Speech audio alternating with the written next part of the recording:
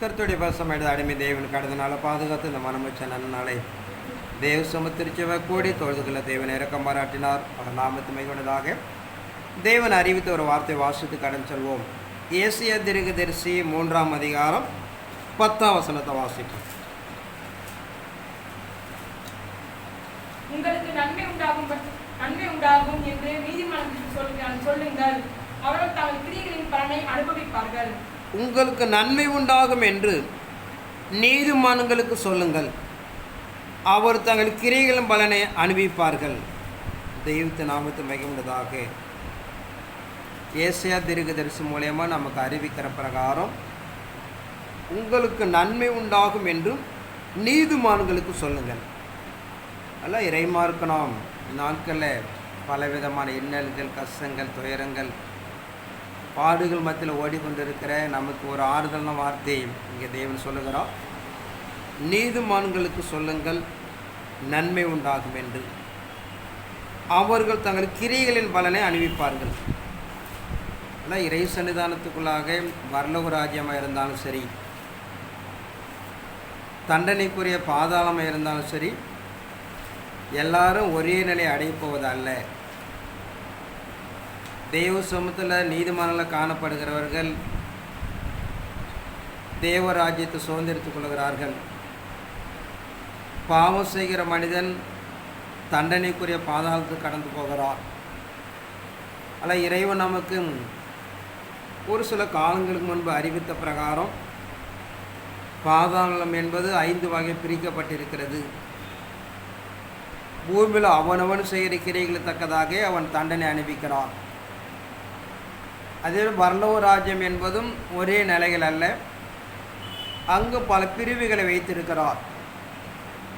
ராஜாக்கள் ஆசாரியர்களாக, நியாயாதிபதிகளாக, துரைத்தனம் செய்கிறவர்களாக, கடைசியாக பூமியிலே ஆளுகை செய்கிற குடிமகனாக, இப்படிப்பட்ட பலவிதமான நிகழ்வுகளையும் நமக்கு வைத்திருக்கிறார். ஆனால் அங்கு சொல்லப்படுகிற நீதிமான்களுக்கு நன்மை உண்டாகும்படியாக அவர்கள் சொல்லுங்கள் என்று சொல்லுகிறார். அதுக்கு பின்பு அவர் சொல்லுகிறார் அவருடைய கிரியைகளை தக்க என்று சொல்லுகிறார்.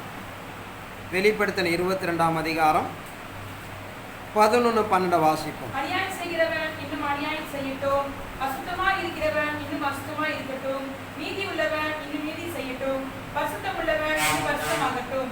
இதோ சீக்கிரமாய் வருகிறேன், அவனவனுடைய கிரியையின்படி அவனவனுக்கு நான் அளிக்கும் பலன் என்னுடைய கூட வருகிறது.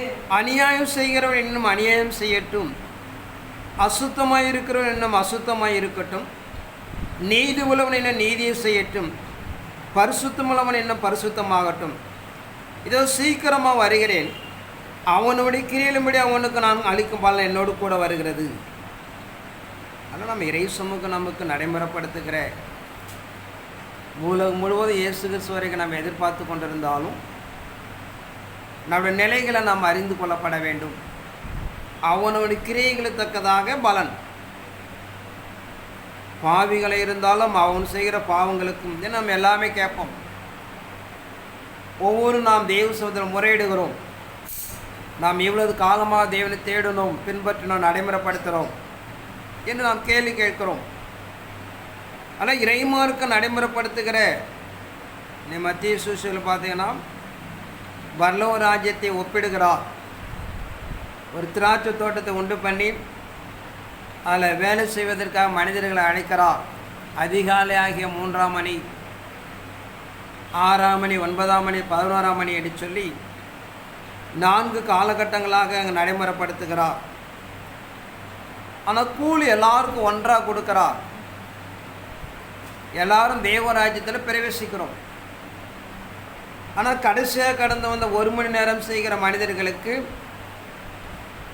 முதலாவது கொடுக்கிறார். அதன் பின்பு வந்தவர்களுக்கு கூடுதலாக வேலை செய்தாலும் 4 காலகட்டத்தில் அமைக்கப்பட்ட வேலையுடைய வித்தியாசம் உண்டு.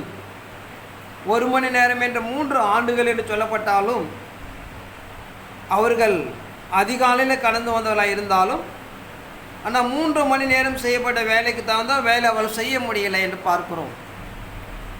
தேவனுக்கு கொடுக்கிற வாக்கு தத்துவங்கள், பிரமாணங்கள் எல்லாம் இழந்து பாவிகளாக துரோகிகளாக காணப்பட்டு தேவனை இழந்து போகிறார்கள்.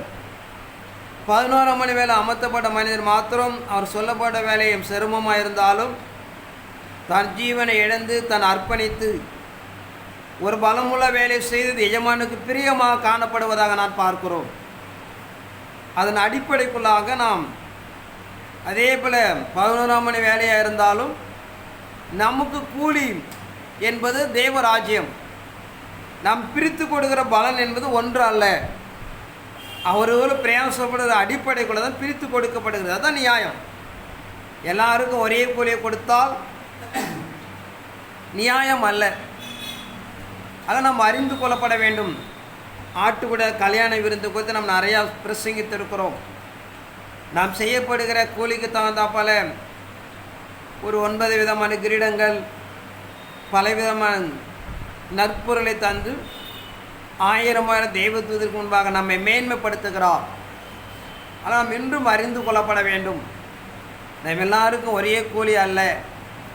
உங்களுடைய ஒவ்வொரு மனித தனிப்பட்ட கிரியைகளுக்கு தக்கதாக அவர் கூலி தருகிறார் என்பதை நாம் அறிந்து கொள்ளப்பட வேண்டும்.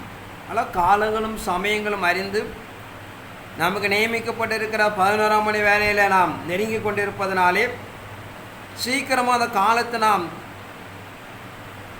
சந்திக்க இருப்பதனாலே நம்முடைய பிரயாசத்தின் அடிப்படைக்குள்ளாக தியாகத்தின் அடிப்படைக்குள்ள தான் நாம் கூலியை நாம் அடைந்து கொள்கிறோம். இப்படிப்பட்ட நிலைகளை வேதம் நமக்கு வரையறுப்பதனாலே அதை அறிந்து நாம் கடந்து போகப்பட வேண்டும். முதலாவது நீதிமானன என்ன என்று ஒரு சின்ன ஒரு அறிந்துட்டு நாம் மீண்டும் தொடர்ந்து கடந்து போவோம். ஏன்னா அங்கே சொல்லப்படுற நீதிமானுக்கு தான் அறிவு என்று சொல்லுகிறார். அல்ல நீதிமான் என்கிற நிலைகளை நாம் அறிந்து ஒவ்வொரு காலத்துக்குள்ளாக எப்படி அதை பண்படுத்துகிறார் நடைமுறைப்படுத்த வேண்டும் நாம் அறிந்து கொள்ளப்பட வேண்டும். ஆதியாகமம் 15ஆம் அதிகாரம் 1 வாசிப்போம். இந்த காரியங்கள் நடந்த பின்பு கர்த்தருடைய வார்த்தை ஆபிரகாமுக்கு தரிசனத்தில் உண்டாகி அவர், ஆபிரகாமே, நீ பயப்படாதே, நான் உனக்கு கேடகமும் உனக்கு மகா பெரிய பலனுமாய் இருக்கிறேன் என்றார். அதற்கு ஆபிரகாம், கர்த்தராகிய ஆண்டவரே, அடியேனுக்கு என்ன தருவீர்? நான் பிள்ளை இல்லாமல் இருக்கிறேனே. தமஸ்கு ஊரானாகி இந்த எலியேசர் என் வீட்டு விசாரணை கர்த்தனாய் இருக்கிறானே என்றார். பின்னும் ஆபிரகாம், தேவரீர் எனக்கு புத்திர சந்தானம் அருளவில்லை. இதோ என் வீட்டில் பிறந்த பிள்ளை எனக்கு சோதரவாளியாய் இருக்கிறான் என்றார். தொடர்ந்து போவோம். இந்த காரியங்கள் நடந்த பின்பு கர்த்தருடைய வார்த்தை ஆபிரகாம் தரிசனத்தில் உண்டாகி, ஆபிரகாம், நீ பயப்படாதே, நான் உனக்கு கேடகமும் உனக்கு மகா பெரிய பலனுமாய் இருக்கிறேன் என்றான். அதற்கு ஆபிரகாம், கர்த்தராகிய ஆண்டவரே, அடியேனுக்கு என்ன தருவீர்? நான் பிள்ளை இல்லாமல் இருக்கிறேன் என்று சொல்லி நீ கொடுத்த வாக்கை நினைவு கூறுகிறார். ஆபிரகாம் தேவன் சொல்லுகிறார், உன் வீட்டில் இருக்கிறவன் சுதந்திரவாளி அல்ல, நான் வாக்கு கொடுத்த பிரகாரம் ஒரு கற்பு பிறப்பிலிருந்து ஒரு மனிதனை கொடுப்பேன் என்று வாக்கு கொடுக்கிறார். அவன் கேட்கிறான், இதனை எப்படி நான் அறிந்து கொள்வேன்? வானத்து நட்சத்திரத்தை சாட்சிய வைக்கிறேன், பூமியுடைய மணலை சாட்சிய வைக்கிறேன், இது நடக்கும் என்பதற்கு என்ன என்று கேட்கிறார். கர்த்தர் அந்த வாக்கை கொடுத்த பிறகு இவனமா ஒரு சந்ததி பெருகும் என்று சொல்கிறார், வானத்து நட்சத்திரங்கள் போல என்று. அந்த வார்த்தையை விசுவாசிக்கிறார். ஒரு பக்கம் நம்பக்கூடியது அல்ல, நம்புவதற்குரிய காலமும் கிடையாது, ஆனால் நம்புகிறார். தேவன் அது நீதி என்று சொல்கிறார். ஆனால் நீதி என்பது நம்ப முடியாத, எதிர்பார்க்க முடியாமல், ஒத்துக்கொள்ள முடியாமல் ஒரு காரியத்தை ஏற்றுக்கொள்வது. ஆனால் இறை சமூகம் என்பது அவர் இல்லாமல் உருவாக்குற தேவன். நமக்கு வாக்கு கொடுத்திருக்கிறார். 318 இடங்களை சொல்லுகிறார், இயேசு சீக்கிரம் வருவேன் என்று சொல்லியிருக்கிறார். அது நமக்குரிய காலம் என்று நாம் எதிர்பார்த்து கொண்டிருக்கிறோம்.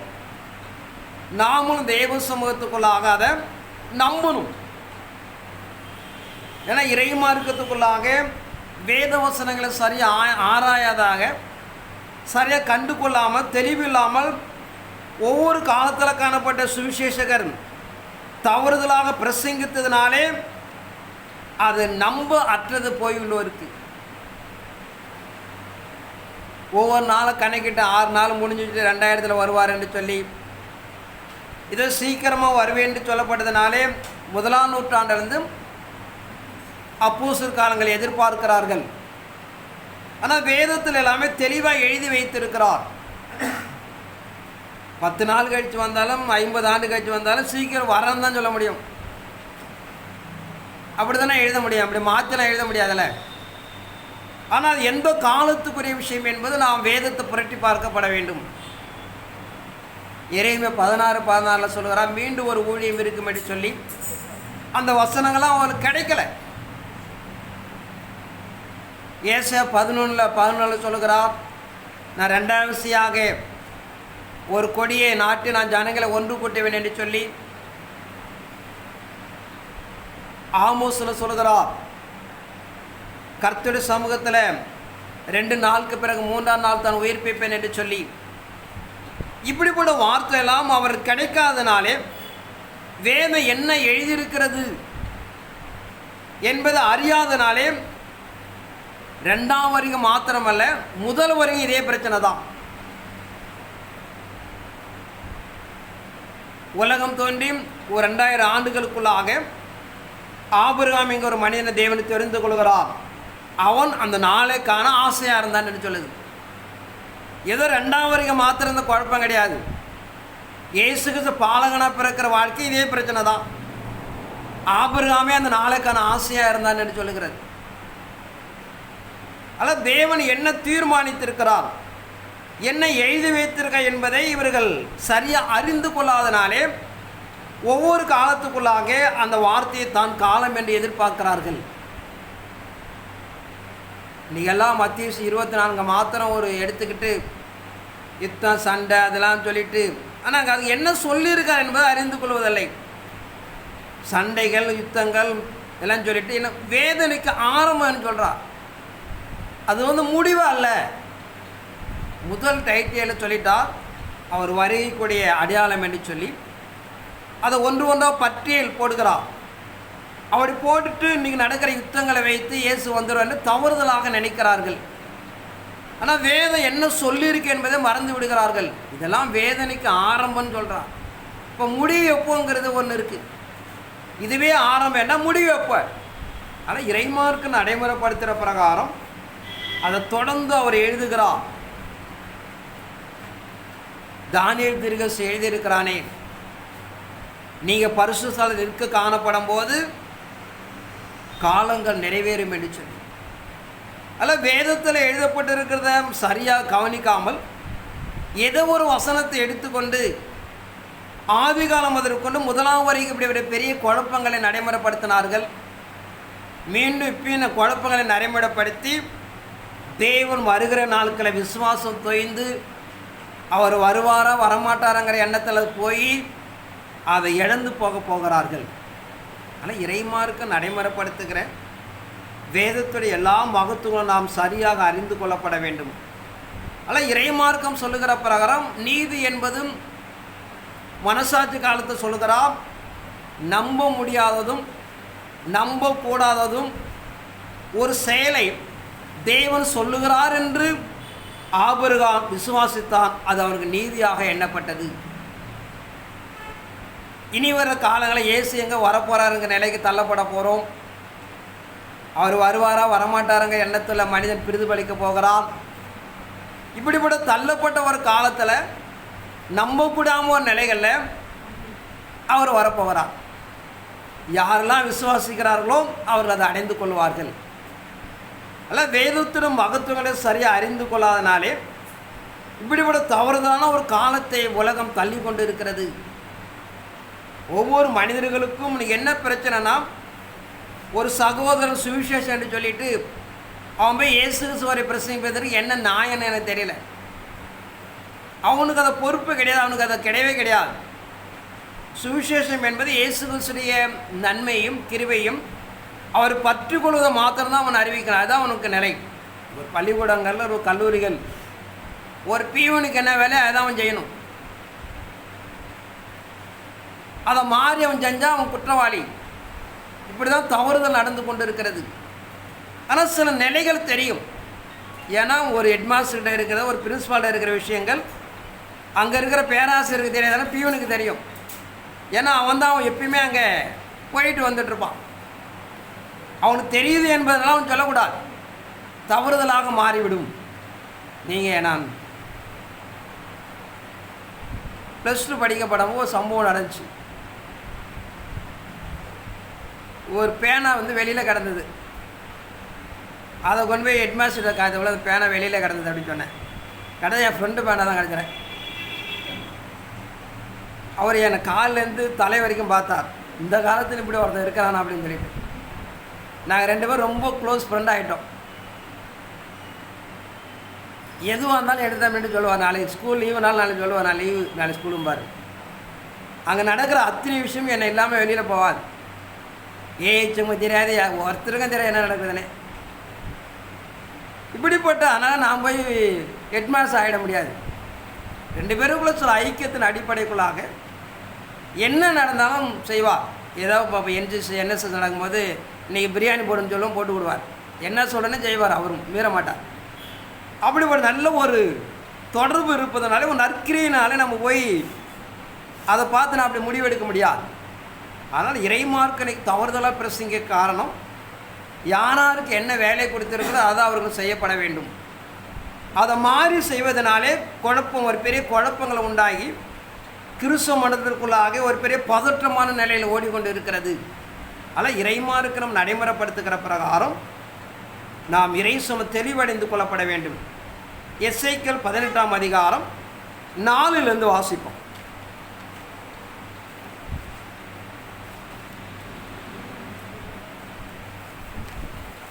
எசேக்கியேல் 18:4. எல்லா ஆத்துமாக்களுக்கும் எசேக்கியேல் 18:4 வாசிப்போம். இதோ எல்லா ஆத்துமாக்களும் என்னுடையவைகள். தகப்பனின் ஆத்துமா எப்படியோ அப்படியே மகனின் ஆத்துமாவும் என்னுடையது. பாவம் செய்கிற ஆத்துமாவே சாகும்.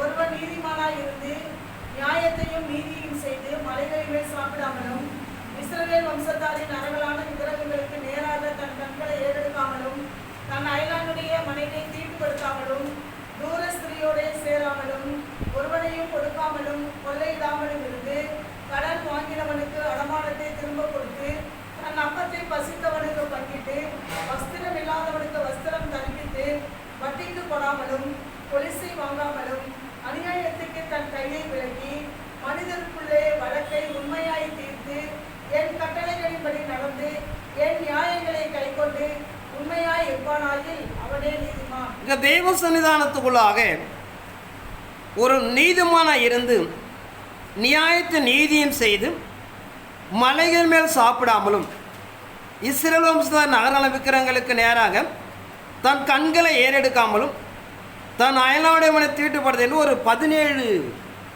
பிரமாணங்களை கொடுக்கிறான். இப்படிப்பட்ட பிரமாணங்களை வாழ்க்கையில் கை கொள்ளுகிறவன் அவன் நீதிமான். அதான் மோசேயுடைய நாட்களில் ஒரு நியாய பிரமாணத்தை கொடுக்கிறார். மனிதன் அக்கிரம பாவங்கள் செய்து கடந்து போனதுனாலே அவனை ஒரு நீதிமான் என்கிற வரையறுக்கிறார்.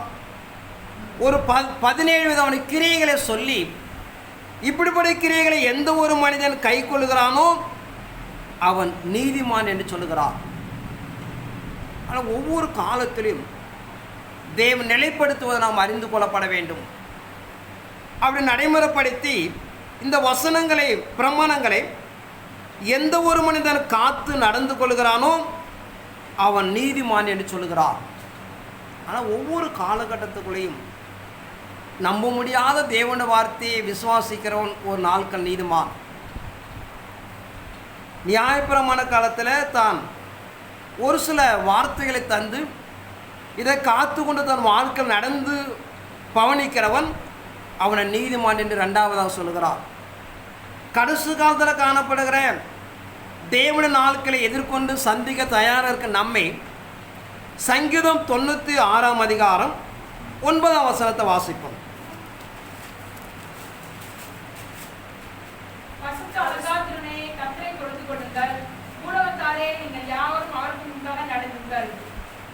பரிசுத்த அலங்காரத்துடனே கர்த்தரை தொழுது கொள்ளுங்கள், பூலோகத்தார் நீங்கள் யாவரும் அவருக்கு முன்பாக நடுங்குங்கள். கடைசியாக மனவாட்டியாக தேவனுடைய வருகை எதிர்பார்த்து கொண்டு நமக்கு நியமிக்கப்பட்டிருக்கிற பிரகாரம் ஒரு அலங்காரம், ஒரு பரிசுத்தமான அலங்காரத்தோடு தேவனை நாம் தொழுது கொள்ளப்பட வேண்டும். இங்கே பரிசுத்தத்தை, தேவன வசனத்து நீதியை அவன் வாழ்க்கையில் அலங்கரித்து கொள்ளப்பட வேண்டும் என்று சொல்லுகிறார். ஒன்று நம்புதல், இன்னொன்று கை கொள்ளப்பட வேண்டும். மூன்றாவது சொல்லுகிற நிலை அதை அலங்கரிப்பாக உருவாக்கி கொள்ளப்பட வேண்டும். அப்படிப்பட்ட அலங்கரிப்பை நாம் நடைமுறைப்படுத்தி வாழ்ந்தாதான் தெய்வ சமூகத்துக்குள்ளாக நாம் நீதிமான் என்று சொல்லுகிறது. ஒரு நாட்கள் 2 நாட்கள் அல்ல, ஒரு மாதங்கள், ஒரு வருடம் அல்ல, நாம் தேவன் வருகை சார்ந்து வரைக்கும். ரட்சிப்பு என்பது முடிவு பிறந்து தான் காத்து கொள்ளுகிறவன். அப்படி காத்து கொள்ளுகிறவனை இறை சன்னிதானத்துக்குள்ளாக நாம் இறைமார்க்கம் எதிர்பார்க்கிறவனமாக ஒரு அலங்காரம் என்று சொல்கிறது. ஆனால் நம்ம நிலைகளை நாம் எல்லாம் அறிந்து கொள்ளப்பட வேண்டும். அதனால தான் அந்த காலத்தை 1 மணி நேரமாக வைத்திருக்கிறார். இதை நீண்ட காலம்லாம் மனிதன் வாழ முடியாது இந்த உலகத்தில். அதில் 1 மணி நேரமாகி ஒரு 3 ஆண்டுகளை வைத்து அதுக்குள்ளாக நாம் எல்லாம் ஒன்றிணைக்கப்பட்டு அந்த காலத்துக்குள்ளாக ஒரு அலங்கரிப்பு நாம் உருவாக்கப்பட வேண்டும் என்று இறை சமூகம் நமக்கு நியமிக்கப்பட்டிருக்கிறது.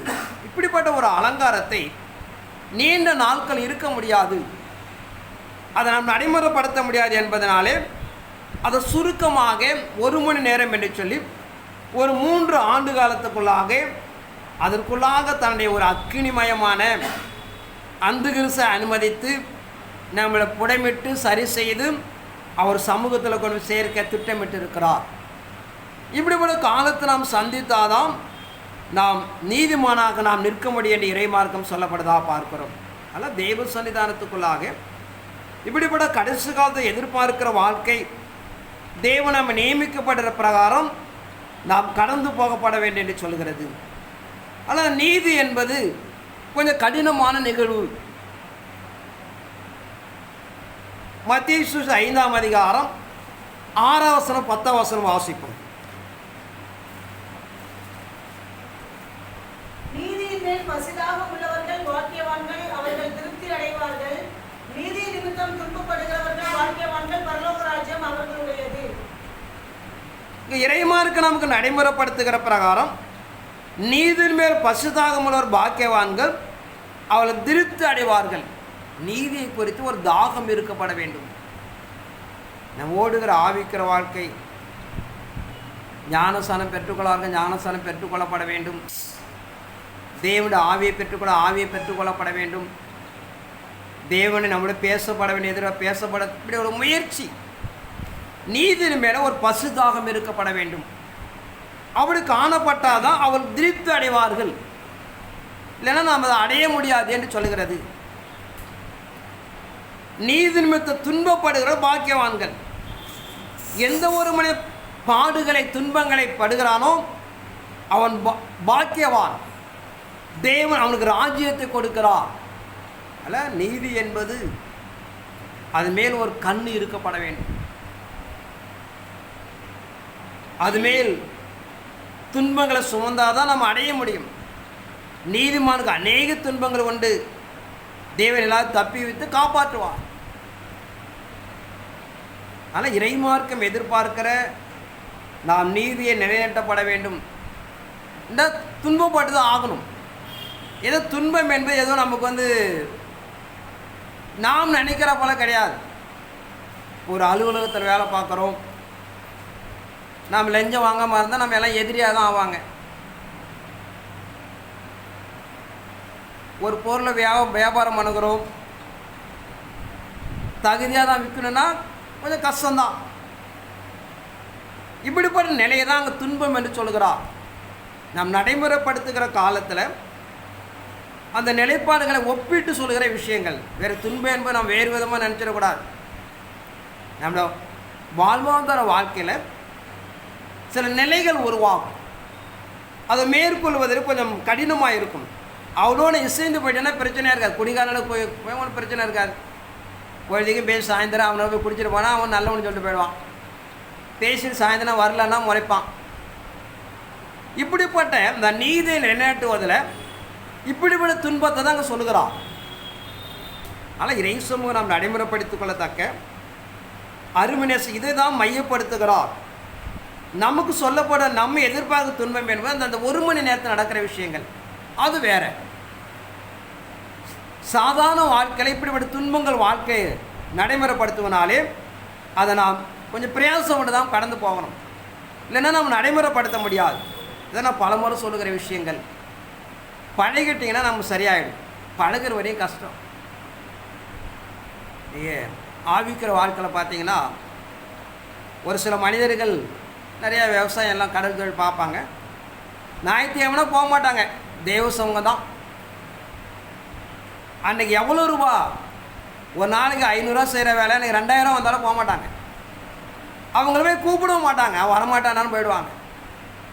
கொஞ்சம் வளைஞ்சு கொடுக்குறவங்களா இருந்தால் அவன்கிட்ட 200 கொடுத்து வந்துடுவான்டா, வேலை முடிஞ்சிடும். அவள் இறை சமூகத்தில் வளைந்து கொடுத்தால் நாம் பிரச்சனை தான். நமக்கு கரெக்டாக போயிட்டீங்கன்னா பிரச்சனை இருக்காது. இங்கே தான் நமக்கு துன்பம் வர சில காரணம் பார்த்தீங்கன்னா நம்முடைய நிலைகளை கரெக்டாக பயன்படுத்தி கொள்ளப்பட வேண்டும். நமக்கு துன்பங்களை ஈஸியாக நீங்கள் ஜெயிச்சிடலாம். வளைந்து கொடுக்க ஆரம்பிச்சிங்கன்னா நாம் ஜெயிக்க முடியாது. ஆனால் இறைமார்க்கு நடைமுறைப்படுத்துகிற பிரகாரம் ஒரு நீதியுடைய செயல்களில் தெய்வ பிரமாணத்தில் கட்டளைகளை கைக்கொள்கிற விஷயங்களில் நீங்கள் வளைந்து கொடுத்தீங்கன்னா நிச்சயமாக பிரச்சனை. ஒரு சில விஷயங்கள் வளைந்து கொடுக்கணும் தான், அது வேறு. கட்டளையில் போய் நான் கிடையாது. நியாயப்பிரமாணத்தில் வளைஞ்சு கொடுக்கலாம். கட்டளையில் போய் நான் வளைஞ்சு கொடுக்க முடியாது. ஒவ்வொன்றா வச்சுருக்கிறார், நியாயப்பிரமாணம், கட்டளை, கற்பனை அப்படின்னு சொல்லிட்டு. அதனால் கட்டளை போய் நம்ம வளைஞ்சு கொடுக்க முடியாது. கட்டளையிலேருந்து ஆர்டர். 6 நாள் வேலை செஞ்சு 7 நாள் போய் தேவசம் உட்காந்துருக்கணும். இது போய் வளைஞ்செலாம் கொடுக்க முடியாது. நியாயப்பிரமாணம் ஒருத்தன் வந்து கடன் கேட்குறான், நம்மகிட்ட ஒரு 500 ரூபா இருக்குது, அவன் 1000 ரூபா கேட்குறான், 500 கேட்குறான், 100 ரூபா கொடுக்கலாம், அது நியாயப்பிரமாணம். ஆனால் கட்டளைக்கு அப்படி கிடையாது, ஆர்டர் தான். ஆனால் இறை சமூகத்துக்குள்ளாக இந்த நிலைகளை நாம் அறிந்து கொள்ளப்பட வேண்டும்.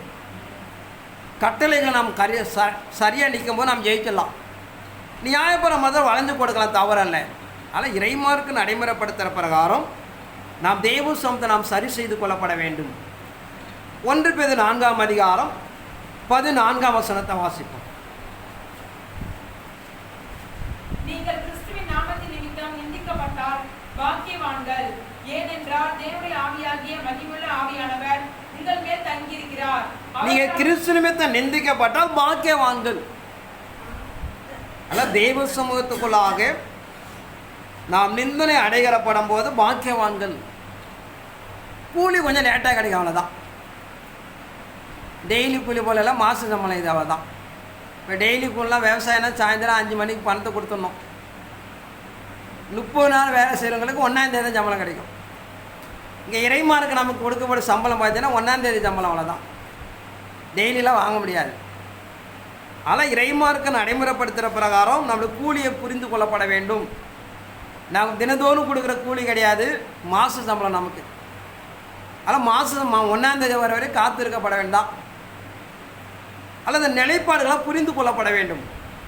கிருபையின் காலம் என்பதனாலே, பாவத்தின் உச்சம் நிறைவேற வேண்டும் என்பதனாலே தேவன் இப்படியாக நமக்கு அனுகிரகம் பண்ணுகிறார். இதெல்லாம் நீங்கள் புரிந்து கொள்ளலாம், நமக்கு புரியாது என்ன நடக்குது கிறிஸ்தவமாக இருக்குதுன்னு சொல்லிட்டு. ஆனால் நம்ம கொடுக்கப்படுற கூலி என்பது தினந்தோறும் கூலி அல்ல, மாத சம்பளம். மாதம் 30 நாள் கழிச்சு 1ஆம் தேதி தான் நமக்கு சம்பளம் கிடைக்கும். அதில் தேவன் ஒரு நாட்களை நியமித்து வைத்திருக்கிறார். இந்த பூமியை நியாயத்திருப்பார். அவருடைய கிரியைகள் தக்கதாக நமக்கு பலன் உண்டு. சங்கீதம் 92ஆம் அதிகாரம் 12ஆம் வசனத்தை வாசிப்போம். நீதிமான் பனையைப் போல் செழித்து லீபோனில் உள்ள கேதுருவைப் போல் வளருவான். நீதிமான் பனையைப் போல செழித்து லீபோனில் உள்ள கேதுரு போல வளருவான். ஆனால் நீதிமான் என்பது கடைசி காலம் என்று எதிர்பார்க்கிற விஷயம் என்பது இதெல்லாம் பணியேற்பாக எழுதப்பட்டது. நம்ம சந்ததிகள் இருந்தால் நிச்சயமாக ஒரு வளர்ச்சி. இன்னைக்கு இஸ்ரேல் ஒரு குட்டி நாடு, பொருளாதாரத்தில், விஞ்ஞானத்தில், அறிவில் உலக நாடெல்லாம் பயப்பட காரணம் ஞானத்தின் ஆரம்பம். தேவனை அவங்களுக்கு தேவனை கொண்டார்களோ கொலை செய்தார்களோ என்ன நடந்ததாலும் அவர் வாக்குத்தத்த பிரகாரம் ஆபிரகாமுடைய சந்ததி. தீமை செய்வதற்கு தண்டனை உண்டானாலும் அவர் கொடுத்த வாக்குத்தத்த பிரகாரம் பொருளாதாரத்திலையும் ஞானத்திலும் வளர்ந்திருக்கிறார்கள். ஒரு இழப்பு, ஒரு சொந்த நாடு கிடைக்காம காரணம் செஞ்ச பாவம் ஒரு பக்கம், ஆனால் தேவன் கொடுத்த வாக்கு ஒரு பக்கம் வளர்ந்து கொண்டு இருக்கிறார்கள். ஆனால் இறைமாருக்கு நம்ம நடைமுறைப்படுத்துகிற நீதிமானபடியாக பனையை போல செழித்து லீபனோனில் கேதுரு போல வளருவான். பனைமரம் என்கு நம்ம நிலையில் எழுதியிருக்கிறாங்க. இஸ்ரவேலர் மையமாக வந்து நம்ம பேரிச்ச மரத்தை தான் பண்ணுறாங்க. பேரிச்ச மரம் அதோட தன்மை நம்மளாம் தெரியும், நல்ல இரும்பு சத்து உள்ளது. இங்கே பனைமரம் பார்த்தேன், இங்கே நம்ம உதாரணம் நிறையா. ஏன் பனைமரத்தை தெரிஞ்சுங்கன்னு பார்த்தீங்கன்னா, வெள்ளம், காற்று, மழை, புயல் எல்லாத்தையும் நிற்கக்கூடிய ஒரு மரம் பார்த்தீங்கன்னா பனைமரம் தான். கடலுக்கிற ஓரத்தில் பனைமரம் நட்டுருப்பாங்க, தண்ணி அரிக்காத அளவுக்கு.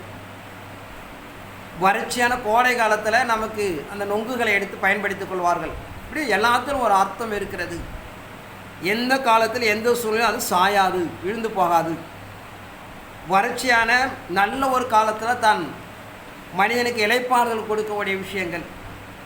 அதை வெட்டி என்ன பண்ணலாம், வீடு கட்டிக்கலாம். இப்போ தான் நிறைய மாடிவேஷன். இன்னும் திருநெல்வேலி சைடில் பார்த்தீங்கன்னா அங்கெல்லாம் பனைமரத்தால் தான் வீடு கட்டியிருப்பாங்க. 2 மாடிலாம் கட்டியிருப்பாங்க. அந்த அளவுக்கு இழைச்சி போட்டிருப்பாங்க. கூரை வீட்டுக்கு பார்த்தீங்கன்னா இப்போ தான் அந்த முந்தின காலனை கடற்கரை ஓரையில் சுனாமிக்கு முன்னாடி பார்த்தீங்கன்னா எல்லாம் பனைக்கத்து தான் போட்டிருப்பாங்க. இப்படிப்பட்ட நிலைப்பாடுகளும் பார்த்தீங்கன்னா அந்த மரத்தை போல ஒரு நீதிமான் வாழ்வான் என்று சொல்கிறது. ஆனால் இறைமாருக்கு நாம் நடைமுறைப்படுத்துகிற பிரகாரம் நீதிமானுக்கு சில என்னென்ன பள்ளங்களாக ஒரு சின்ன 2-3 வசனத்தை வாசித்து நாம் கடை சொல்லுவோம். சங்கீதம் 11ஆம் அதிகாரம் 5ஆம் வசனம்.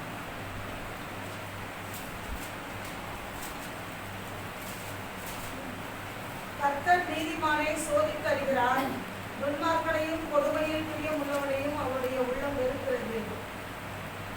இங்கே இறைமார்க்கம் சொல்லுகிற பிரகாரம் கர்த்தர் நீதிமானை சோதித்து அறிகிறார், துன்மார்க்கனு கொடுமையினாலே பிரியமுள்ளவனையும் அவருடைய உள்ளம் வெறுக்கிறது. நீதிமான் சோதிக்கப்படுகிறான். என சோதனை இருந்தால்தான் ஒரு பொண்ணாக மாற முடியும். அதில் ஒரு மனிதன் தகுதியை அறிந்து கொள்ள முடியும். ஒரு 10 மாதம் பள்ளிக்கூடம் நடக்கிறது, ஒரு சோதனையில் என்ன சொன்னால் படித்தவருக்கு படிக்காதவருக்கு வித்தியாசம் இல்லாமல் போயிடும். ஆனால் சோதனை என்பது எதற்குன்னு பார்த்தீங்கன்னா அவன் தனித்தன்மைகளை, திறமைகளை, அவனுடைய பிரயாசத்தை விட ஆராயக்கூடியது. ஆனால் இறைமார்க்கம் எதிர்பார்த்து சில சோதனைகள் உண்டாகும். அது மோசேவாக இருக்கட்டும், எலியாவாக இருக்கட்டும், இயேசுவாக இருக்கட்டும், பேதுருவாக இருக்கட்டும், யாராக இருந்தாலும் தேவன் சோதித்து தான் அவனை ஒரு நிலைகளுக்கு கொண்டு போகிறார். ஏன்னா சோதனை என்பது ஒரு நல்ல தகுதி அடையக்கூடிய ஒரு விஷயம். இல்லைன்னா நம்ம அதை அடைய முடியாது. ஆனால் சோதனை என்பது நீங்கள் பார்த்தீங்கன்னா ஏதோ நம்ம வந்து கடவுள் அதை நம்ம தவறுதலாக எடுத்துக்கொள்ளக்கூடாது. ஒரு திறனுள்ளதாக ஒரு தகுதியான ஒரு செயல்பாட்டுக்கு கொண்டு போவதற்கு ஒரு வழி, அவ்வளோதான். அவர் நம்ம சோதிப்பதனால அவருக்கு ஒன்றும் பிரயோஜனம் கிடையாது. நாம் நேர்ந்து கொண்ட எடுத்துக்கொண்ட ஒப்படைக்கப்பட்ட நிலையை சரியாக கொண்டு போய் சேர்ப்பதற்காக ஒரு சோதனை. அதுதானே தவிர நம்ம ஏதாவது சோதித்து நம்மளை போய் கஷ்டப்படுத்தணுங்கிற அவசியம் இல்லை. நாம் நேர்ந்து கொண்ட எடுத்துக்கொண்ட வழிகளை சரியாக செய்து கொடுப்பதற்காக ஒரு பயிற்சி என்று கூட சொல்லலாம். அதன் அடிப்படையில் தான் தேவன் நம்மை அங்கே நிலைப்படுத்துகிறார் என்பது அறிந்து கொள்ளப்பட வேண்டும். சங்கீதம் 34ஆம் அதிகாரம் 19ஆம் வசனத்தை வாசிப்போம். நீதிமானுக்கு வரும் துன்பங்கள் அநேகமாய் இருக்கும், கர்த்தர் அவைகள் எல்லாவற்றிலும் நின்று அவனை விடுவிப்பார். நீதிமானுக்கு வரும் துன்பங்கள் அநேகமாய் இருக்கும், கர்த்தர் அவை எல்லாவற்றிலும் நின்று அவனை விடுவிப்பார். அதான் நீதிமானுக்கு அநேக உபத்திரம் உண்டு. இதான் உங்களுக்கு முன்பு சொன்னேன். இந்த வாழ்கிற வாழ்க்கை, நாம் கடந்து போகிற நிலைகள் உலகத்தோடு ஒத்து போனால் பிரச்சனை இருக்காது. ஒரு வேறு பிரிக்கப்பட வாழ்க்கை நடைமுறைப்படுத்தும் போது நம்ம நிச்சயமாக சில போராட்டங்கள் உண்டு. அதை நினைச்சிட்டிங்கன்னா உங்களை யாரும் தொடவே மாட்டாங்க, உங்களை விட்டுடுவாங்க. அதில் வளைந்து கொடுக்கப்படும் போது நமக்கு வந்து துன்பங்கள் அதிகமாக வருகிறது. ஆனால் இறை சன்னிதானம் இறைமார்க்கம் எதிர்பார்க்கிற நீதிமொழி 13ஆம் அதிகாரம் 5ஆம் வசனத்தை வாசிப்போம். நீதிமான் பொய் பேச்சை வெறுக்கிறான், துன்மார்க்கனோ வெட்கமும் எச்சையும் உண்டாக்குகிறான். நீதிமான் பொய் பேச்சை வெறுக்கிறான். ஆனால் இறைமார்க்கம் நடைமுறைப்படுத்துகிற மாயைக்கும் பொய்க்கும் இடம் கொடாமல் தேவ சமுதாயம் காத்து கொள்ளப்பட வேண்டும் என்று எதிர்பார்க்கிறார். ஒரு சில துன்பங்களை நாம் சுமர வேண்டி இருப்பதனாலே அந்த நிலைகளை அடைந்து கொள்வதற்காக சில உபத்திரங்கள் உண்டு. நிறைய நாம் எடுத்துக்கொள்ளலாம், நிறைய சொல்லலாம். ஏன்னா காரணம் என்னன்னு பார்த்தீங்கன்னா 90% துன்மார்க்கனாக இருக்கிறார்கள், ஒரு 10% தான் நீதியை நடைமுறைப்படுத்துகிறார்கள். அவன் மொத்தம் நம்ம எதிர்த்து தான் நின்று அவனை வேறு வழி கிடையாது. அதே 90% நீதிமானங்களை இருந்து 10% துன்மார்க்கத்தை ஈஸியாக நாம் ஜெயிச்சுட்டு போயிடலாம். அப்படியே நேர் மாறாக இருப்பதனாலே நான் கொஞ்சம் யுத்தம் பண்ணி தான் ஆகணும், வேறு வழி கிடையாது. நான் பல முறை சொல்லிடுறேன், ஒவ்வொரு நாடுகளும் சில வித்தியாசம் உண்டு.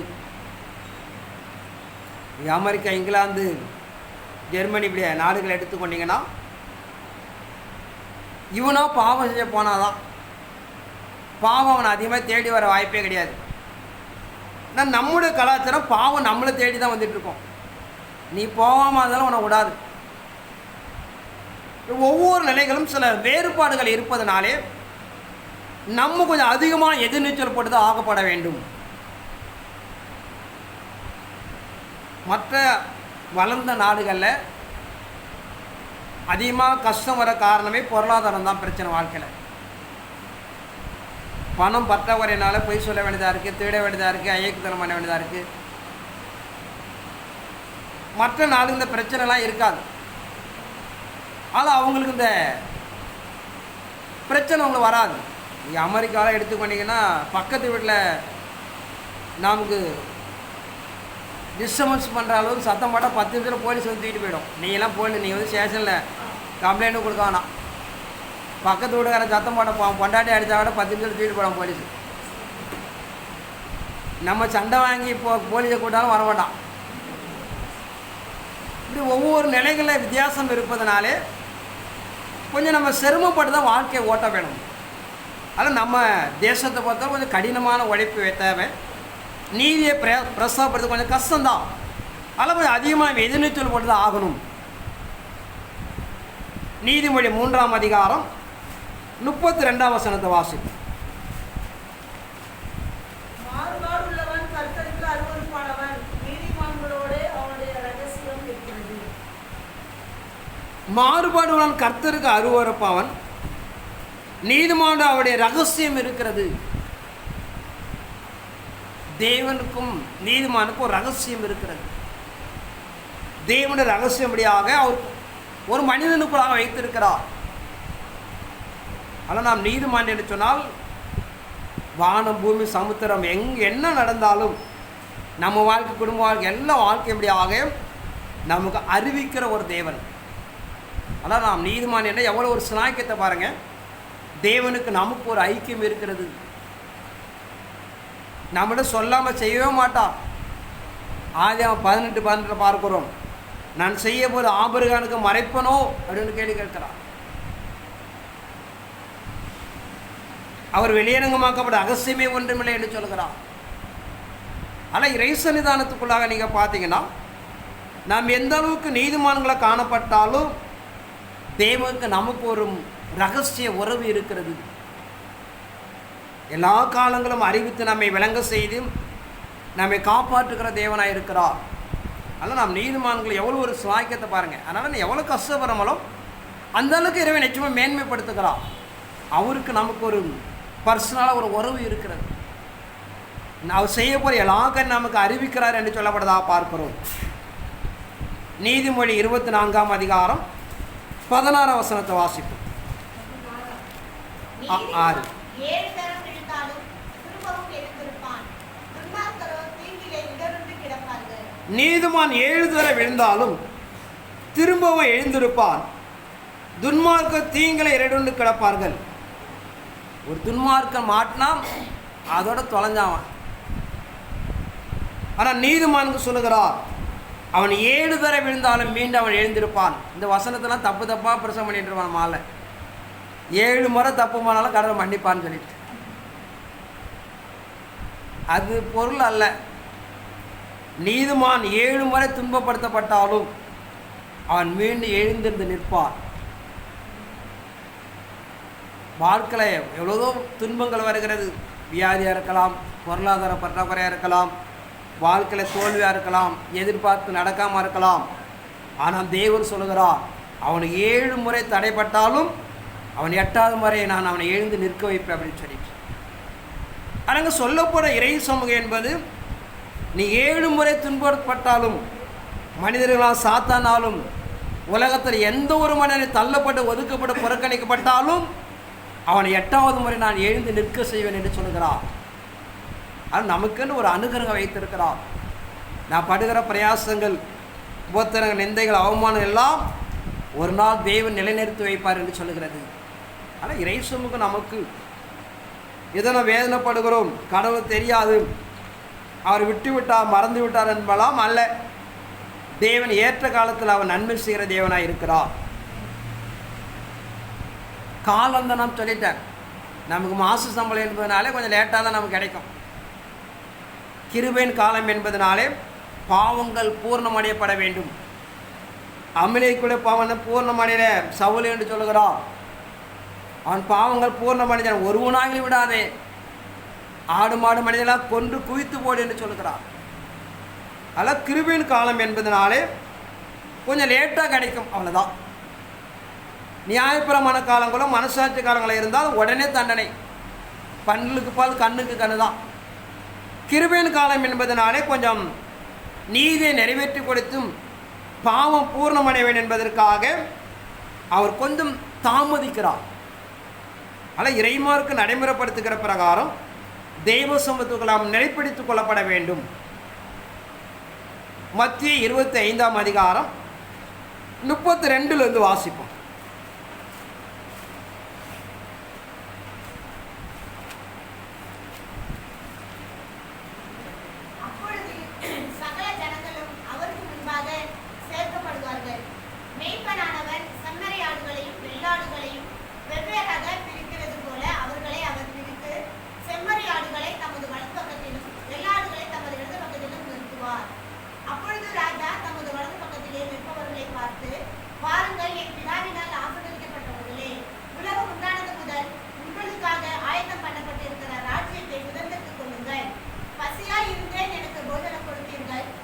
அப்போது ராஜா தமது வலது பக்கத்தில் இருப்பவர்களை பார்த்து, வாருங்கள், என் பிதாவினால் ஆசீர்வதிக்கப்பட்டவர்களே, உலகம் உண்டானது உங்களுக்கு ஆயத்தமாக பண்ணிட்டு ராஜ்யத்தை சுதந்திரித்துக் கொள்ளுங்கள். பசியாக இருந்த எனக்கு போஜனம் கொடுத்தீர்கள், தாகமாக இருந்த எனக்கு தாகத்தை தீர்த்தீர்கள், அந்நியனாக இருந்த என்னை சேர்த்து கொண்டீர்கள், வஸ்திரமில்லாத இருந்த எனக்கு வஸ்திரம் கொடுத்தீர்கள் என்று ஒரு பட்டியலை போடுகிறார். அதான் மனிதனுடைய வாழ்க்கை இம்மையிலும் மறுமையிலும் நியமிக்கப்பட்டிருப்பதனாலே நமக்கு முழுமையும் மறுமையை சார்ந்த விஷயங்கள்.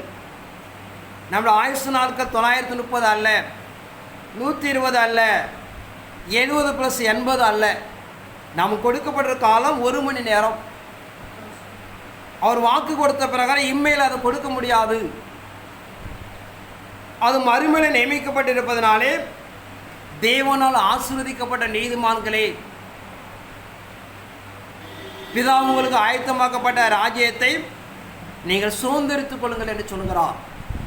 அதான் நீங்கள் செய்யப்படுகிற நிலை என்பது மறுமை சார்ந்த விஷயங்கள்.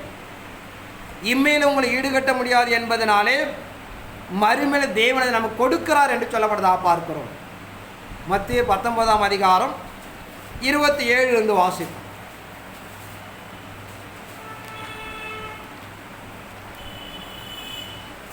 அப்பொழுது பேதுரு அவரை நோக்கி, இதோ நாங்கள் எல்லாவற்றையும் விட்டுவிட்டு உம்மை பின்பற்றினோமே, எங்களுக்கு என்ன கிடைக்கும் என்றான். அதற்கு இயேசு, மறுஜென்ம காலத்திலே மனுஷகுமாரன் தம்முடைய மகிமையுள்ள சிங்காசனத்தின் மேல் வீற்றிருக்கும் போது என்னை பின்பற்றின நீங்களும் இஸ்ரவேலின் 12 கோத்திரங்களையும் நியாயம் தீர்க்கிறவர்களாய் 12 சிங்காசனத்தின் மேல் வீற்றிருப்பீர்கள் என்று மெய்யாகவே உங்களுக்கு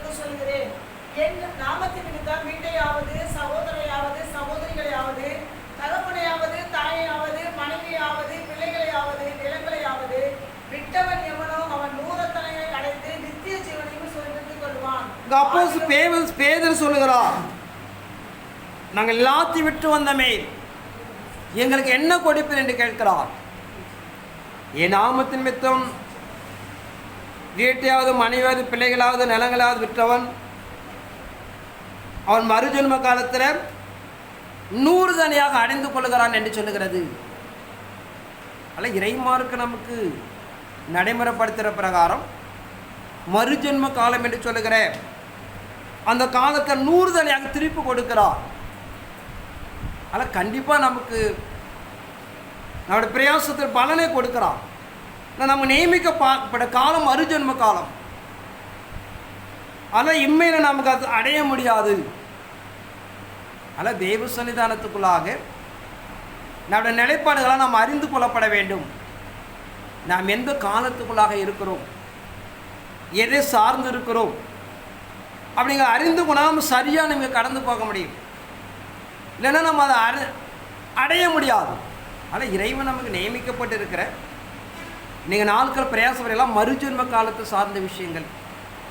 இமைக்கு நிலை நிச்சயமாக அதை அடைய முடியாது என்பதை நாம் அறிந்து கொள்ளப்பட வேண்டும். ஏன்னா உலகம் தன் கிரைகள் சாத்தாண்ட கையில் இருக்கிறது. அந்த காலத்திலே மத்தியில் இருக்கிறோம். அவன் கடுமையாக போராடி தெய்வத்தை நிறைவேற்றி கொடுக்க முடியாமல் தடுத்து கொண்டு இருக்கிறான். ஆனால் நம்ம நிலைகளாக நீங்கள் அறிந்து கொள்ளப்பட வேண்டும். நீங்கள் பிரயாசப்படுறதெல்லாம் இம்மைக்குற வாழ்க்கை அதை அடைய முடியாது. மறுமைக்காக நியமிக்கப்படுவதை நாம் அறிந்து கொள்ளப்பட வேண்டும். ஆனால் இம்மையில் ஒன்றும் செய்ய மாட்டார்கள் அப்படி கிடையாது, செய்வார். முழுமைப்படுத்த முடியாது, முழுமையும் தர முடியாது. ஏசாயா 32 அதிகாரம் 1 வாசிப்போம். இதோ ஒரு ராஜா நீதியாக அரசாளுவார், பிரபுக்களும் நியாயமாக உரைத்தனம் பண்ணுவார்கள். அவர் காற்றுக்கு ஒதுக்காகவும் பெருவெள்ளத்துக்கு குமிழமாகவும் வறண்ட நிலத்திற்கு நீர்க்கால்களாகவும் விழாய்த்த பூமிக்கு பெரும் கண்மலையின் நிழலாகவும் இருப்பார். அப்பொழுது காண்கிறவரின் கண்கள் மங்களாய்த்து, கேட்கிறவர்கள் செவிகள் கவனித்தே இருக்கும். பதட்டம் உள்ளவர்களின் இதயம் அறிவை உணர்ந்து கொள்ளும். பெற்றுவாயுடைய நாவு தடையிட்டு தெளிவாக பேசும். மூடன் இனி தயாளன் என்று மதிக்கப்படான், லோபி இனி உதாரண் என்று சொல்லப்படுவதும் இல்லை. ஏனென்றால் மூடத்தனத்தை பேசுகிறான். அவன் இருதயம் அநியாயத்தை நடத்திட்டும். அவன் மாயம் பண்ணி கர்த்தருக்கு விரோதமாய் விபரீதம் பேசி பசியுள்ள ஆத்மாவை வெறுமையாய் வைத்து தாகம் உள்ளவர்களுக்கு தாகம் தீர்க்காதிருக்கிறான். இதோ ராஜா நீதியாக அரசாளுவார், பிரபுகளும் நியாயமாக துரைத்தனம் பண்ணுவார்கள். அவர் காற்றுக்கு ஒதுக்காகும் பெருவெள்ளத்து புயலிடமாகவும் வறண்ட நிலத்துக்கு நீர்க்கால் போலவும் விடாயத்த பூமிக்கு பெரும் கண்மணி நிழலாகவும் இருப்பார். அப்போது காண்களுடைய கண்கள் மங்களாயிராது, கேட்குடைய செவிகள் கவனித்து இருக்கும். பதற்றமுடைய இருதயம் அறிவை உணர்ந்து கொள்ளும். ஆனால் இறைமார்க்க நமக்கு நடைமுறைப்படுத்துகிற பிரகாரம் ஒரு சில நிகழ்வை இம்மையிலே நாம் நடைமுறைப்படுத்துகிறோம். 11ஆம் மணி வேலையில் ஒரு பலமுள்ள கிரியைகளை நடைமுறைப்படுத்துகிறார். அப்படி நடைமுறைப்படுத்தி இந்த பூமிக்கு ஒரு சில தேவராஜ தடையாக காணப்படுற விஷயங்கள் அதெல்லாம் தேவன் மாற்றுகிறார். அமெரிக்காவில் சொல்லப்பட்ட பிரகாரம் கடன் பிரச்சனை மாற்றப்படுகிறது. இந்த வாழ்க்கையில் வியாதிகள் பலவீனங்கள் எல்லாம் தேவனை சந்திப்பதற்கு முன்பாக எல்லாம் குணப்படுத்தப்படுகிறார். அப்படி குணப்படுத்தப்படுவதை ஒரு நன்மை நாம் மறுமை அடைந்து கொள்கிறோம். அதில் இந்த பூமிக்குரிய ராஜ்யத்தை சார்ந்திருக்கிற ஒரு சில காரியங்களை எல்லாம் நமக்கு நிவர்த்தி செய்கிறார். அதனால் நம்ம இறைசனை நடைமுறைப்படுத்துகிற பிரகாரம் தேவனை நாட்களை சந்திப்பதற்கு முன்பாக நம்ம வாழ்க்கையில் தேவராஜ்ய தடையாக காணப்படுகிற எல்லா நிலையிலும் மாற்றி கொடுக்கிறார். மிச்சம் இருக்கிறத நாம் அருமைக்குள்ளாக நாம் அடைந்து கொள்கிறோம். ஆனால் ஒரு ராஜா நீதியாக அரசாளுகிறார், பிரபுகளும் நியாயமாக துரைத்தனம் பண்ணுகிறார்கள். வெளிப்படுத்தின 20ஆம் அதிகாரம் 4 வாசிப்போம். அன்றியும் நான் சிங்காசனங்களை கண்டேன், அவைகளின் மேல் உட்கார்ந்தார்கள். நியாயத்திற்கு கொடுக்கும்படி அவர்களுக்கு அதிகாரம் அளிக்கப்பட்டது. இயேசுவை பற்றிய சாட்சி நிமித்தமும் தேவனுடைய வசனத்தின் நிமித்தமும் சிறைச்சேதம் பண்ணப்பட்டவர்களுடைய ஆத்துமாக்களையும் மிருகத்தையாவது அதன் சொரூபத்தையாவது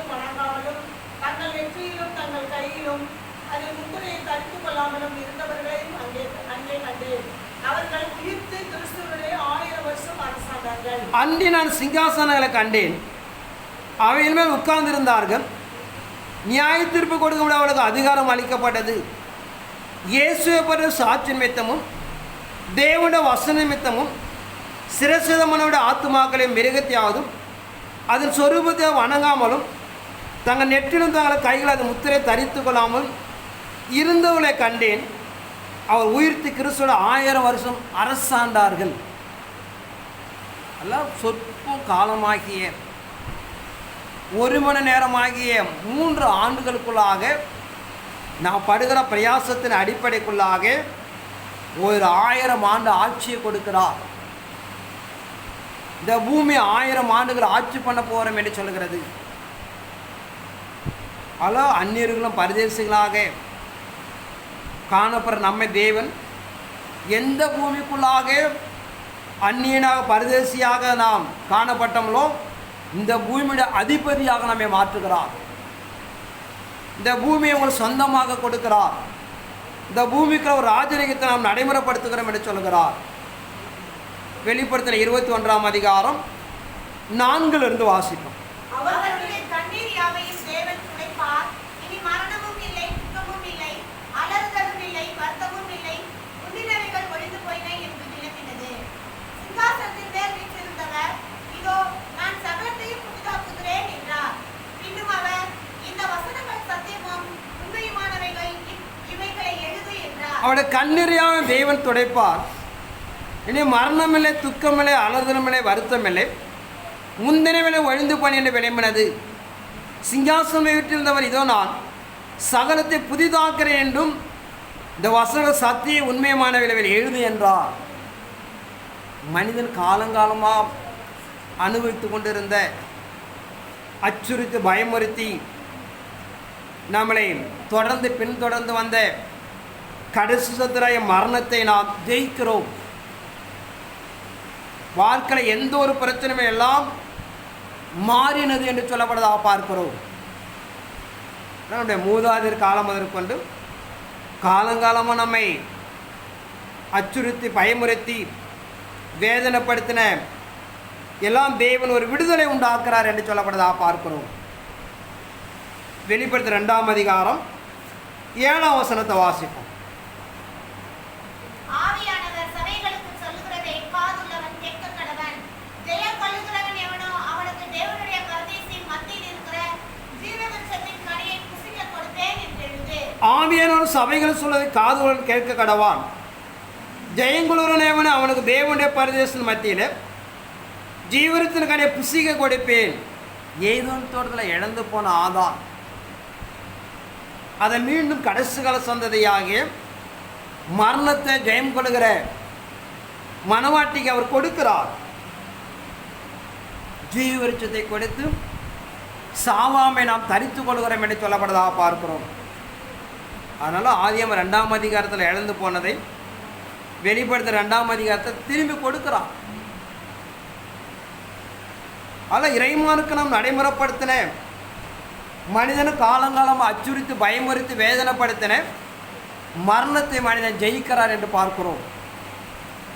ஆனால் அந்த ஆயுசு நாட்கள் ஒரு ஒலிவு மரத்தை போல, ஆலமரத்தை போல, அத்தி மரத்தை போல ஒரு அழியாமை நீண்ட நாட்களை அவன் மீண்டும் பெற்றுக்கொள்கிறான் என்று சொல்லப்படுவதாக பார்க்கிறோம். நம்ம வாழ்க்கையில் காணப்பட்ட தெய்வ சன்னிதானத்துக்குள்ளாக இழந்து போனதை மீண்டும் நாம் அடைந்து கொள்கிறோம். வெளிப்படுத்தின 3ஆம் அதிகாரம் 12ஆம் வசனத்தை வாசிப்போம். ஜெயங்கொள்ளும் எவனோ அவனை என் தேவனுடைய ஆலயத்திலே தூணாக்குவேன். அதிலிருந்து அவன் ஒரு காலம் நீங்குவதில்லை. என் தேவனுடைய நாமத்தையும் என் தேவனால் பரலோகத்திலிருந்து வருகிற புதிய எருசலேமாகிய என் தேவனுடைய நகரத்தின் நாமத்தையும் என் புதிய நாமத்தையும் அவன் மேல் எழுதுவேன். ஜெயங்குளுரன் எவனோ அவன் தேவனுடைய ஆலயத்தில் தூணாக்குவேன். அதிலிருந்து அவன் ஒரு காலம் நீங்குவதில்லை. என் தேவனுடைய நாமம் தேவனால் பரலோகத்தில் இறங்கி வருகிற புதிய எருசலேம் தேவனுடைய நகரத்தின் நாமத்தையும் என் புதிய நாமத்தை அவன் மேலே எழுதுவேன் என்று சொல்லுகிறார். நாம் அடைந்து கொள்ள போகிற நித்திய வாழ்க்கை என்பது இதை 1 நாள் 2 நாள் ஆண்டுகள் அல்ல, யுக யுகமாம் தேவனுடைய ஆலயத்தை நாம் தூணாக்குகிறோம். தேவசமும் மனிதசமும் ஒருபோதும் பிரிக்க முடியாது. மனிதனுக்கு தேவன் ஒரு வாசஸ்தலத்தை உண்டு பண்ணுகிறேன் என்று சொல்லுகிறார். அதுதான் தேவன் தான் நீதிமான்களுக்கு அறிவி, அவனவன் கிரியைகளை தக்கதாக பலனை அவன் அடைந்து கொள்வான் என்று சொல்லப்படுவதாக பார்க்கிறோம். ஆனால் இறை சன்னிதானம் நமக்கு நடைமுறைப்படுத்துகிற நிலைகளை நீங்கள் அறிந்து கொள்ளப்பட வேண்டும். கொஞ்ச நாளுக்கு நான் பாடுகளை சந்திக்கப்பட வேண்டும், நிந்தைகள் அவமானத்தை சந்திக்கப்பட வேண்டும். ஒரு மீட்பை எதிர்கொண்டு போக நாம் ஒரு கடினமான பிரயாசப்பட்டு தான் வாங்கப்பட வேண்டும். ஒரு நித்தியம் நிரந்தரமான ஒரு சுயாதீனத்தை ஏதும் தொடர்ந்து இழந்து போனதை மீண்டும் தேவன் நமக்கு கையளிக்கிறார். ஆனால் நாம் ஜெயிக்க கற்றுக்கொள்ளப்பட வேண்டும். தேவன் நம்மோடு கூட தான் நாம் எல்லாத்தையும் தோற்கடித்து விடலாம். ஒன்று தேவனுடைய பிரமாணத்தை கை கொள்ளப்படாமல் உனக்கு தேவன் யுத்தம் செய்வார். தேவனுடன் ஐக்கியப்பட்டிருந்தால் பரப்பரை எல்லாகார அறிவித்துவனை தப்பித்துக் கொள்வார். இல்லைன்னா நம்ம தோற்கடிக்கப்பட வேண்டும். ஆனால் இறைமார்க்கு நம்ம நடைமுறைப்படுத்துகிற பிரகாரம் அவருடைய பிரமாணங்களை நாம் கை கொள்ளப்பட வேண்டும். அவருக்கு நமக்கு ஒரு உறவை நாம் மேம்படுத்திக் கொள்ளப்பட வேண்டும். மிக தேவன் நம்ம பட்சத்தில் இருந்தால் நம்ம யாருக்கு பயப்பட வேண்டிய அவசியம் இல்லை. தேவ பட்சத்தை நாம் காணப்படவிட்டால் நான் ஒவ்வொரு நிகழ்வுகளுக்கு நிச்சயமாக பயந்து தான் ஆகப்பட வேண்டும். ஒன்று பிரமாணத்தை கை கொண்டு நீதிமானம் நின்று கொள்ளுங்கள். அதாவது தேவனுடைய பட்சத்தை சார்ந்து அவர் சமூகத்தை நின்று கொள்ளுங்கள். உங்களை ஒருவனாயும் தொடமாட்டான். அப்படிப்பட்ட காலத்தில் நீங்கள் நிலைப்படுத்திக் கொள்ளப்படவிட்டால் இந்த பூமியில் நடக்கிற ஒவ்வொரு நிகழ்வுகளுக்கும் நாம் அஞ்சு தான் பயந்தாகப்பட வேண்டும். அதில் நாம் ஆபிரகாம் வாழ்க்கையில் காணப்படுற போல ஒரு விசுவாச வாழ்க்கையை விட கடைசி காலத்தில் காணப்படுகிற ஒரு தரிசிக்கப்பட்ட தீர்மானிக்கப்பட்ட நாம் நிலைகளை அறிந்து நாம் கடந்து போய் தேவனை நாம் பற்றி கொள்ளப்பட வேண்டும். தேவனம் பட்சத்தில் இருந்தால் நாம் விழும்போது தூக்கி விடுவார். நம்மளை ஒருவனும் வீழ்த்துவதற்கிட்டே வரமாட்டான். ஒரு பாதுகாப்பை நாம் உருவாக்கி கொள்ளலாம். அதில் இறைமார்க்க நம்ம எதிர்பார்க்கிற தெய்வ சமூகத்துக்குள்ளாக அவருடைய அரவணைப்புக்குள்ளாக பாதுகாப்புக்குள்ளாக நாம் நடைமுறைப்படுத்திக் கொள்ளப்பட வேண்டும். சங்கீத 91 உன்னதமான மறைவில் நிழலில் மறைத்து கொள்ளுங்கள். அங்கே சொல்லப்படுற எந்த ஒரு கிரியைகளும் நம்மை மேற்கொள்ளாது, வாழ்க்கையில் வராது என்று அர்த்தம் அல்லாங்க, அது நம்மை மேற்கொள்ளாது என்று சொல்லுகிறார். சிங்கமாக இருக்கட்டும், இரவில் உண்டாகும் கொள்ள நோயாக இருக்கட்டும், வலு சறுப்புதறி கிரைகளாக இருக்கட்டும், அது உன்னை அணுகாது என்று சொல்கிறார். அது மேலே நாம் நடந்து போவோம் என்று சொல்கிறேன். ஒன்று அதை சேதப்படுத்தாது. அப்படியே அது வந்தால் நாம் என்ன பண்ண முடியாது, ஜெயிக்க முடியாது. ஆனால் இறைமார்க்கம் எதிர்பார்க்கிற நாம் நீதிமான்களாக தன்னை பூமிக்குள்ளாக நிலைநிறுத்திக் கொள்ளப்பட வேண்டும். கடைசி காலத்தை வடிவமைக்கிற பிரகாரம் தேவ சமூகத்தபடியாக நாம் அணிந்து கொள்ளப்பட வேண்டும்.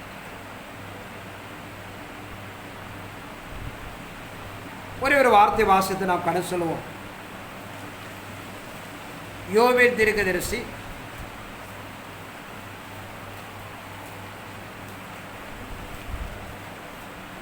2ஆம் அதிகாரம் 15 வாசி.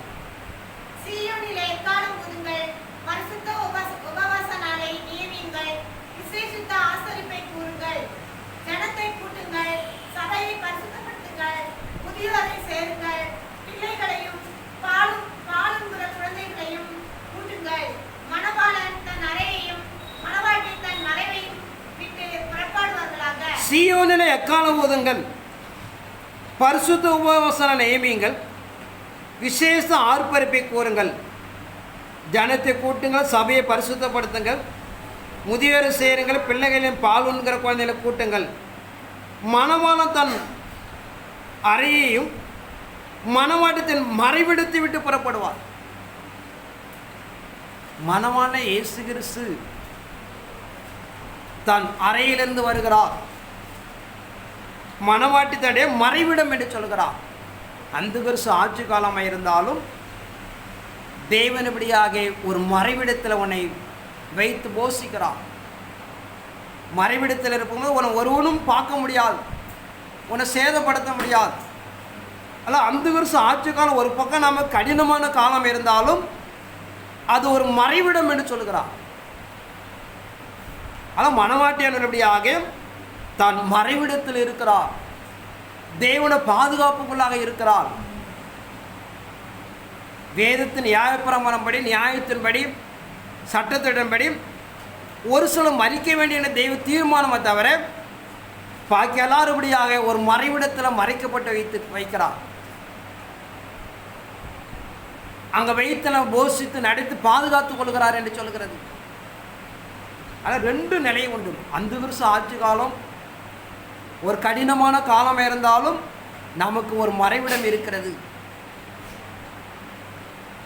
அவனை போஷித்து நடத்துகிறார் என்று சொல்கிறது. ஆனால் மனைவியாக மனவாட்டை தன் மறைவிடத்திலிருந்து புறப்படுவாள் என்று சொல்கிறது. ஆனால் 2 நிலைகள் உண்டு. பாடுகள் இருந்தாலும் அந்நாட்கள் சொல்கிறார் சமாதானம் யோர்தான் நதி போல புரண்டு போகும் என்று சொல்கிறார். அது சாத்தான தன் வாயிலிருந்து என்ன பண்றா, வெள்ளத்தை ஊற்றுகிறான் என்று சொல்கிறது. 2 சேம் நிலைகளை போகிறது. சாத்தானும் ஒரு பக்கம் வெள்ளத்தை ஊற்றி நம்ம சேதப்படுத்த முற்படுகிறான், தேவனும் நமக்கு ஒரு சமாதானத்தை தன் யோர்தான் போல பிரவாசிக்கிறார் என்று பார்க்கிறோம். ஆனால் இப்படி நிலைகள் இருப்பதனாலே ஒரு பக்கம் துன்பங்கள் உபத்திரங்கள் காணப்பட்டாலும் அங்கே ஒரு ஆறுதலும் இருக்கிறது. அது துன்பங்கள் இருப்பதனால தான் ஏசாயா பக்தன் மூலமா சொல்லுகிறார், நீதிமான்களுக்கு கூறுங்கள். ஆனால் நாம் கடைசி காலத்தில் காணப்படுவதனாலே, இறைமார்க்கு நாம் நடைமுறைப்படுத்துவதனாலே, வேதத்தின் சட்டத்தின் அடிப்படைக்குள்ளாக நாம் சில காலங்களை சுமக்கப்பட வேண்டும். ஆனால் நீதிமான்களுக்கும் சமாதானம் உண்டு, நீதிமானுக்கு பாதுகாப்பு உண்டு, நீதிமானை நான் பாதுகாத்துக் கொள்கிறேன் என்று சொல்லுகிறார். ஆனால் இறைமார்க்கு நாம் நடைமுறைப்படுத்துகிற நீதிமான்களை இருந்து ஒரு அடைக்கல பட்டணத்தை தன்னை உருவாக்கி கொள்ளுங்கள். அவனொன்று கிரியத்தக்க தேவன் பலன் அளிக்கப்படுவதனாலே நாம் யாரையும் பார்க்க வேண்டிய அவசியம் இல்லை. நம்முடைய தனிப்பட்ட வாழ்க்கை, தனிப்பட்ட வாழ்விக்கிற வாழ்க்கை நாம் நன்மை செய்வதனாலே நாம் தேவனை பார்த்து நீங்கள் ஓடி அநேக நன்மைகளை பெற்றுக்கொள்ளும்படியாக தேவன் நாமது கேட்டுக்கொண்டு தேவன் வார்த்தையை ஆசீர்வதிப்பாராக. ஆமென்.